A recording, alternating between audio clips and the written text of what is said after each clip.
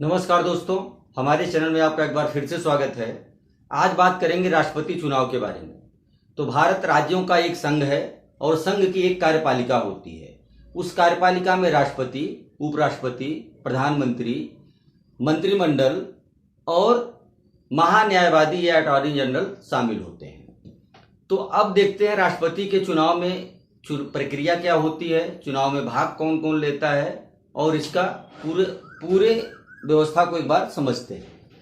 तो राष्ट्रपति का चुनाव आनुपातिक प्रतिनिधित्व के तौर पे होता है। आनुपातिक प्रतिनिधित्व का मतलब होता है केंद्र और राज्य सरकार दोनों का समान अनुपात में भागीदार हो, ताकि न राज्य मनमाने तरीके से अपना राष्ट्रपति देश के ऊपर थोप सके और न केंद्र मनमाने तरीके से अपना राष्ट्रपति देश के ऊपर थोप सके। एकल संक्रमणीय मत पद्धति के तहत राष्ट्रपति का चुनाव होता है। तो इस एकल संक्रमणीय मत पद्धति का मतलब होता है कि राष्ट्रपति का चुनाव केवल एक उम्मीदवार के लिए होता है, यानी पद एक ही है, उसके लिए चुनाव होगा और इसके मतगणना में एक विशेष प्रक्रिया लागू की जाती है, शामिल की जाती है, जिसके तहत हर राउंड की गिनती में सबसे कम वोट पाने वाले का वोट बाकी उम्मीदवारों में बांट दिया जाता है और उसको मैदान से बाहर कर दिया जाता है। इसको थोड़ा आगे देखेंगे। इसके बाद और आता है गुप्त मतदान। तो राष्ट्रपति के चुनाव की प्रक्रिया में तीन चीजें मेन है। पहला है अनुपातिक प्रतिनिधित्व, दूसरा एकल संक्रमणीय मत पद्धति और तीसरा है गुप्त मतदान। केवल राज्यसभा का चुनाव ऐसा चुनाव होता है जिसमें गुप्त मतदान फॉलो नहीं होता है। उसमें आप किस कैंडिडेट को अपना वोट कर रहे हो वो आपको मत दिखाना पड़ता है। अब देखते हैं चुनावी प्रक्रिया में भाग कौन कौन लेता है। तो राष्ट्रपति के चुनाव में एक निर्वाचक मंडल भाग लेता है। उस निर्वाचक मंडल में शामिल होते हैं सभी राज्यों के निर्वाचित विधायक और लोकसभा और राज्यसभा के वो सांसद जो निर्वाचित होके आए हैं। ये इन्हीं लोगों के द्वारा एक निर्वाचक मंडल का निर्माण होता है और राष्ट्रपति के चुनाव में यही लोग मतदान करते हैं। राज्य की विधानसभाओं के निर्वाचित विधायक, उसके साथ साथ दिल्ली और पांडिचेरी के निर्वाचित विधायक भी इसमें भाग लेते हैं। दिल्ली और पांडिचेरी का नाम यहाँ पे उल्लेख इसलिए करना पड़ा कि बहुत सारे केंद्र शासित प्रदेश ऐसे हैं जिनकी अपनी सरकारें नहीं है, वहां पे विधानसभाएं नहीं है, लेकिन दिल्ली और पांडिचेरी ऐसा केंद्र शासित प्रदेश है जिनके पास अपनी सरकारें हैं। कौन कौन राष्ट्रपति के चुनाव में भाग नहीं ले सकता है? तो उसमें कुछ लोग ऐसे हैं जो सांसद तो हैं, विधायक तो हैं, लेकिन वो राष्ट्रपति के चुनाव में भाग नहीं ले सकते हैं। अब ये कौन कौन है? जिनको राष्ट्रपति लोकसभा या राज्यसभा में मनोनीत करते हैं वो राष्ट्रपति के चुनाव में भाग नहीं ले सकते हैं। क्यों? क्योंकि मनोनीत किया हुआ सदस्य हमेशा उसके पक्ष में ही वोट करेगा। इसके लिए मनोनीत सदस्यों को वोट से वंचित रखा गया है। अगर किसी राज्य में किसी विधानसभा में मनोनीत सदस्य तो भी राष्ट्रपति के चुनाव में भाग नहीं ले सकता है। राज्यों में जिन राज्यों के पास विधान परिषद है तो विधान परिषद के मेंबर भी चुनाव में भाग नहीं ले सकते हैं। उसके साथ साथ अगर किसी राज्य की विधानसभा भंग है और उसी टाइम पे राष्ट्रपति का चुनाव चल रहा है तो भंग किए हुए प्रदेश के विधायक भी इस चुनाव में भाग नहीं ले सकते हैं। अब देखते हैं कि राज्यसभा, लोकसभा सांसदों और विधायकों के मतों का निर्धारण कैसे होता है।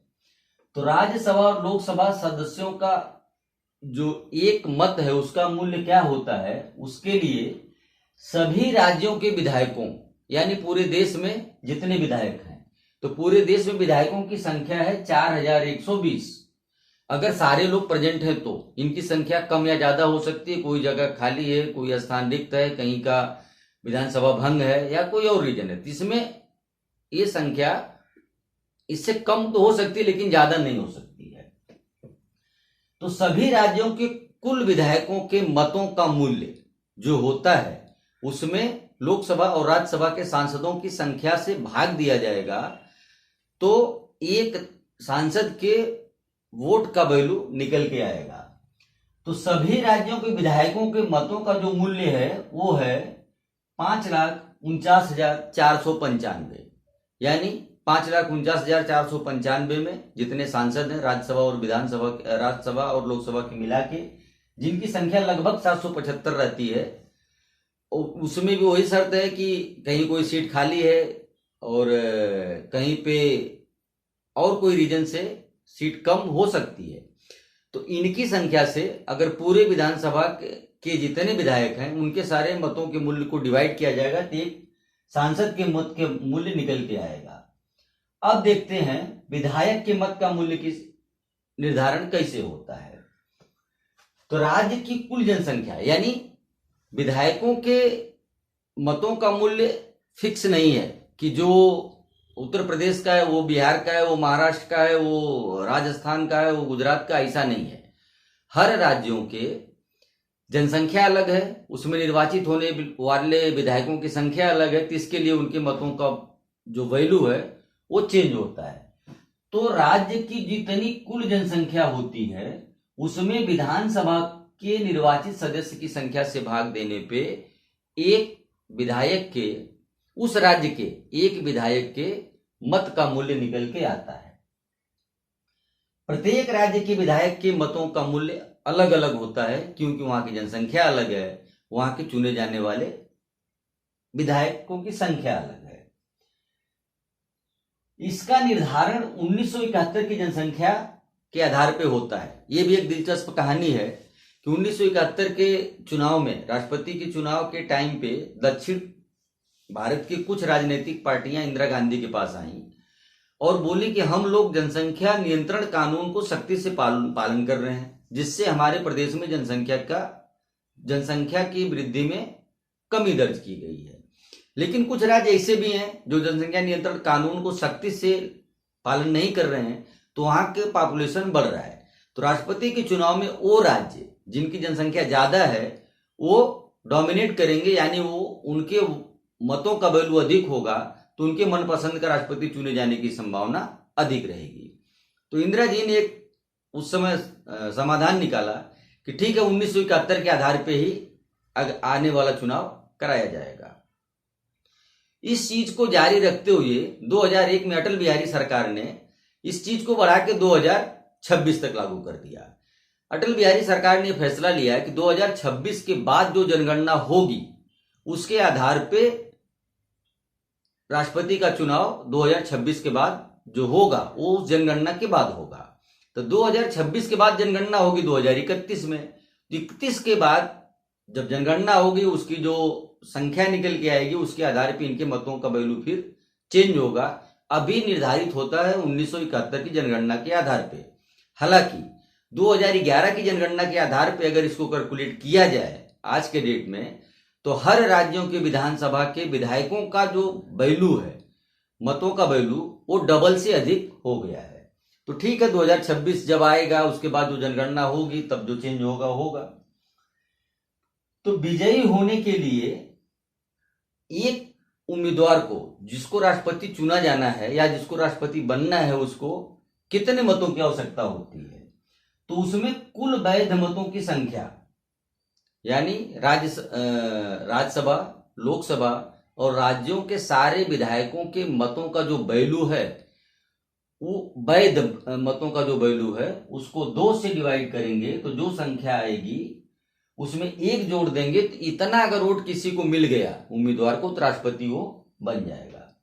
इसका लगभग 5,49,435 वोट अगर किसी को मिल जाता है तो राष्ट्रपति का चुनाव वो जीत जाता है। जो एकल संक्रमणीय मत पद्धति की बात किए थे उसमें काउंटिंग का जो तरीका है उसके बारे में नजर डालते हैं। देखिए है तो बहुत आसान है लेकिन ना समझ पाने की वजह से लगता है जटिल। तो इसमें कैसे वोटों का हस्तांतरण होता है आगे वाले को, इसको देखते हैं। मान लीजिए राष्ट्रपति चुनाव में 3 कैंडिडेट हैं, नाम ना दे करके ABC नाम दे दिया कि A, B और C 3 कैंडिडेट चुनाव मैदान में हैं और तीनों को अलग अलग मत प्राप्त होंगे। तो अब देखा जाएगा पहले राउंड की काउंटिंग में कि A को कितना पहली वरीयता मिली है, B को कितनी पहली वरीयता मिली है और C को कितनी पहली वरीयता मिली है। तो एक इनका जो मतपत्र मिलता है उसमें जितनी कैंडिडेट होते हैं उन कैंडिडेट के नाम के सामने इनको 1 2 3 4 1 2 3 4 ऐसा करके लिखना रहता है, जिसमें 1 लिख दिए उनकी पहली वरीयता है, 2 लिख दिए दूसरी, 3 तीसरी, 4 चौथी, इस तरह से उनकी वरीयता निर्धारित होती है। तो ए बी सी 3 कैंडिडेट अगर लड़े हैं और पहले राउंड की काउंटिंग होती है तो उसमें मान लीजिए ए को मिला पहली पसंद का 4,25,000 वोट, बी को मिला पहली पसंद का 40,000 वोट और सी को मिला पहली पसंद का 50,000 वोट। ए का सबसे ज्यादा इसमें है 4,25,000 और बी का सबसे कम है जिसका वैल्यू है 40,000। तो इस 40,000 पाने वाले